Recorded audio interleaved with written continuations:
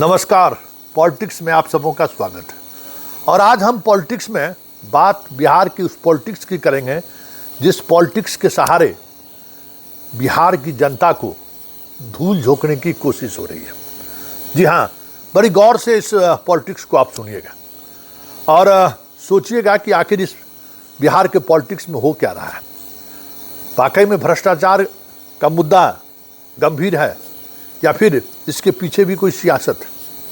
कल प्रशांत किशोर ने इस मामले में एक बड़ा खुलासा किया और सीधे सीधे अगर सबसे बड़े भ्रष्टाचार की बात करें तो उन्होंने अशोक चौधरी पर गंभीर आरोप लगाया। उस आरोप के बाद जदयू की तरफ से अभी तक कोई इस तरीके का बयान नहीं आया है जिससे यह समझा जा सके कि अशोक चौधरी को लेकर मुख्यमंत्री असहज है।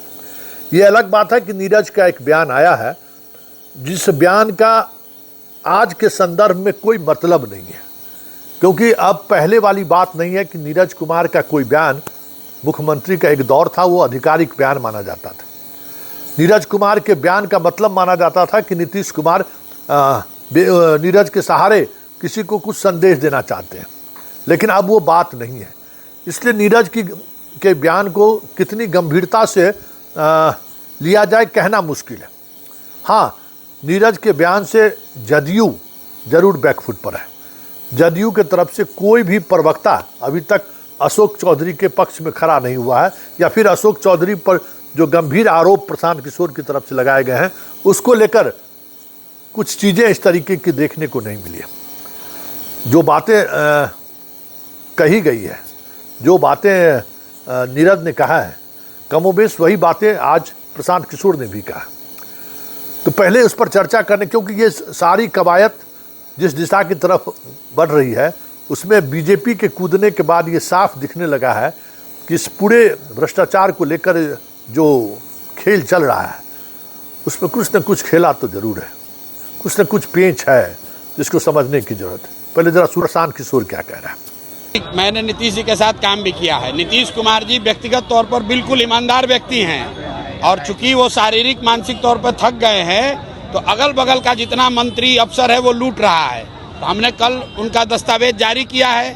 तो अब उन मंत्रियों की, उन नेताओं की जिम्मेवारी है कि अपना सफाई दें, लेकिन अगर वो सफाई नहीं देते हैं तो नीतीश कुमार की जिम्मेवारी है कि उसको सैक करें, क्योंकि यही नीतीश कुमार हैं। जब तेजस्वी यादव पर आरोप लगा था तो नीतीश कुमार ने कहा था भाई आरोप का सफाई दो, नहीं तो हम तुम्हारा गठबंधन छोड़ देंगे। तो अगर ये बात तेजस्वी यादव पर लागू होता है तो अशोक चौधरी और सम्राट चौधरी को भी सफाई देना चाहिए, मंगल पांडे को भी सफाई देना चाहिए। सुन लिए दोनों की बात। और इस बात को आगे बढ़ाने से पहले हम संजय जायसवाल का वो पोस्ट हम आपको पढ़ाना चाहते हैं जिस पोस्ट में उन्होंने प्रशांत किशोर के चंदे के बारे में उन्होंने खुलासा किया कि 65 करोड़ रुपया कैसे, आज बीजेपी के प्रवक्ताओं ने वो बातें कही है। लेकिन बड़ा सवाल ये है कि संजय जायसवाल, नॉट यादव, अभी संजय यादव ज़्यादा सुर्खियों में है तो वो आ जाता है। संजय जायसवाल बीजेपी के सांसद हैं, कद्दावर सांसद हैं, प्रदेश अध्यक्ष रह चुके हैं। अगर प्रशांत किशोर ने अपने पूरे पॉलिटिकल सिस्टम को जिस तरीके से भ्रष्ट पैसे के माध्यम से चलाने की कोशिश कर रहा है, ईडी और सीबीआई तो उनके पास है, कार्रवाई क्यों नहीं करते हैं? बयान किस बात को दे रहे हैं? वो कार्रवाई करने में क्या जा रहा है? बड़ा सवाल है कि बीजेपी जो आज पूरे प्रवक्ता की फौज को उतार दिया संजय जायसवाल के फेसबुक पेज के बाद, तो सीबीआई ईडी आपकी है, आप कार्रवाई करिए। प्रशांत किशोर के बयान का जवाब बयान से क्यों दे रहे हैं? और प्रशांत किशोर भी, ये भी देखिए, प्रशांत किशोर भी बयान से ज़्यादा, बयान बहादुर के अलावा कुछ इस तरीके की बातें वो नहीं करते हैं जो एक पॉलिटिकल पार्टी को करना चाहिए। इतने बड़े भ्रष्टाचार का मुद्दा आया है, वो आज जाले घूम रहे हैं। मतलब राजनीति में वो एक अलग तरीके की नैरेटिव सेट करना चाहते हैं जो लगता है जैसे बिहार के लोग समझ ही नहीं रहे। इस बात को समझिए कि ये जो कुछ भी हो रहा है, कहीं न कहीं अगर गौर से आप फरमाइएगा तो लगेगा कि कुछ न कुछ फिक्स तो है।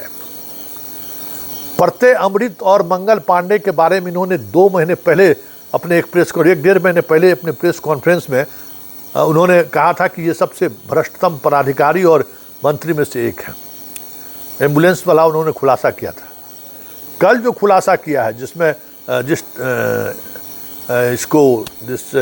एनजीओ के बारे में उन्होंने प्रत्यय अमृत की मां को सेक्रेटरी होने की बात कही है, ये बात चीफ सेक्रेटरी बनने से पहले भी तो किया जा सकता था। सिर्फ ये संयोग भी हो सकता है, चीफ सेक्रेटरी बनने से पहले भी किया जा सकता था। क्या यही वजह था कि बिहार के इतिहास में पहली बार चीफ सेक्रेटरी बनने से 1 महीना पहले उनका नोटिफिकेशन हो गया? ये संयोग था या प्रयोग, प्रशांत किशोर का दबाव, या फिर कुछ और खेल हो रहा था? क्योंकि ये सारी चीज़ें गौर करने वाली बात है।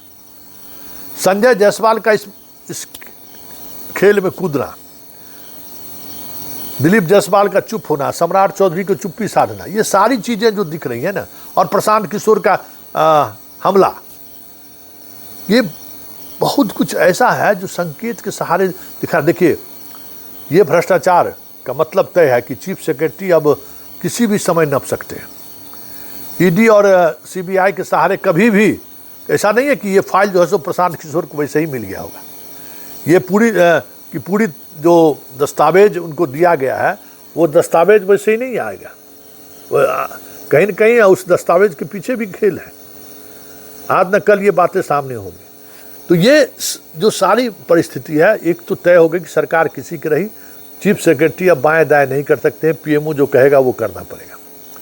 क्या ये भ्रष्टाचार, प्रत्यय अमृत के भ्रष्टाचार को सामने लाने के पीछे वजह तो ये नहीं है?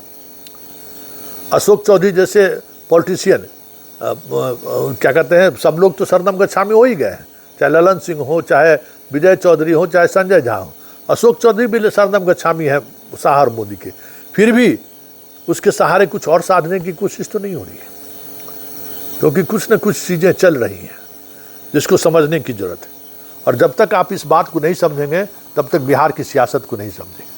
क्या ये जो भ्रष्टाचार को लेकर जो आरोप प्रत्यारोप है, क्या ये दिखाने की कोशिश तो नहीं है कि हम बीजेपी के बी टीम नहीं है? बड़ा सवाल है, क्योंकि जिस तरीके से बीजेपी और जदयू के नेताओं पर हमला बोला है प्रशांत किशोर ने, भाई बीजेपी के भी तो 3 नेता हैं, प्रदेश अध्यक्ष, पूर्व प्रदेश अध्यक्ष, वर्तमान वित्त मंत्री, उप मुख्यमंत्री और स्वास्थ्य मंत्री, चारों के चारों बड़े जो स्टार वार हैं आज के भाजपा पर, उसने उस पर हमला बोला है और उन्होंने भी आरोप लगाया है। तो क्या ये आरोप प्रत्यारोप ये दिखाने की कोशिश तो नहीं है कि प्रशांत किशोर बीजेपी का बी टीम नहीं है? बड़ा सवाल है, और इन सवालों पर जरा गौर से सोचिएगा। लेकिन इन सब से इतर जो सबसे महत्वपूर्ण सवाल है कि भ्रष्टाचार के मुद्दे पर जिस तरीके से अशोक चौधरी और किशोर कुणाल के परिवार का नाम सामने आया है, हालांकि एक विज्ञप्ति के माध्यम से उस संस्थान ने तमाम चीज़ों का खंडन किया है, लेकिन कई ऐसे सवाल हैं जिन सवालों का उन्होंने जवाब नहीं दिया जो प्रशांत किशोर ने सवाल खड़ा किया है। और इसलिए आज जब संभवी से पूछा गया, सवाल पूछा गया, तो वो भी कुणाल के सहारे चीज़ों को कह सकते हैं कि न्यूट्रलाइज करने की कोशिश की, लेकिन उसके चेहरे पर साफ, जैसे ही वो सवाल खड़ा हुआ, उसके चेहरे पर साफ वो तनाव दिख रहा था। ज़रा सुनिए और समझिए संभवी चौधरी के इस बयान का मतलब क्या है।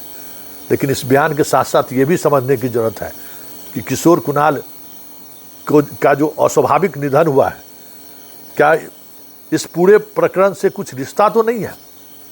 क्योंकि किशोर कुणाल के रहते हुए अगर ये बातें सामने आती तो उनके पूरे सामाजिक और प्रशासनिक जीवन काल के लिए इससे बड़ा धब्बा और कुछ भी नहीं हो सकता था। इसलिए कई तरह के सवाल खड़े हो रहे हैं। चलते चलते जरा संभवी को भी सुन लीजिए। लगा आपके पापा नहीं, देखिए वो कहीं ना कहीं उनकी जो हार की बौखलाहट है वो अब देखने को मिल रही है। जो चीज है ही नहीं उस चीज को वो फिल करने का कोशिश कर रहे हैं। जो भी मेरे पास है वो सब डिक्लेयर्ड है, जो भी उनके पास है वो सब डिक्लेयर्ड है, वो सारा चीज कुछ बाहर है। जिस तरीके से उन्होंने ये नीचता अपनी एक राजनीति में स्थापित की है, जिस तरीके से नीच तरीके से जाकर बिना मतलब का, और वो अपने कॉन्फ्रेंस में खुद ही कह रहे हैं कि मेरे पास सबूत नहीं है। ऐसा नहीं है कि वो कुछ प्रमाण के साथ बोल रहे हैं, वो एक अंदाजा लगा के बोल रहे हैं मेरे पास इसके खिलाफ कोई सबूत नहीं है।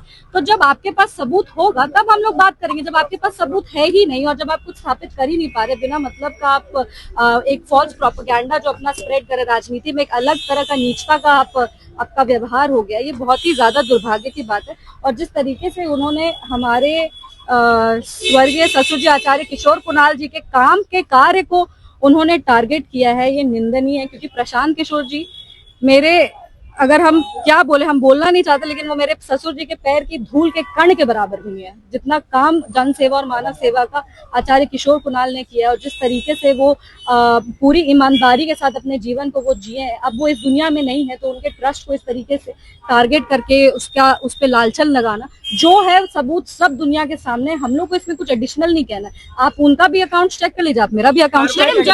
WMLC नीरज कुमार भी कह रहे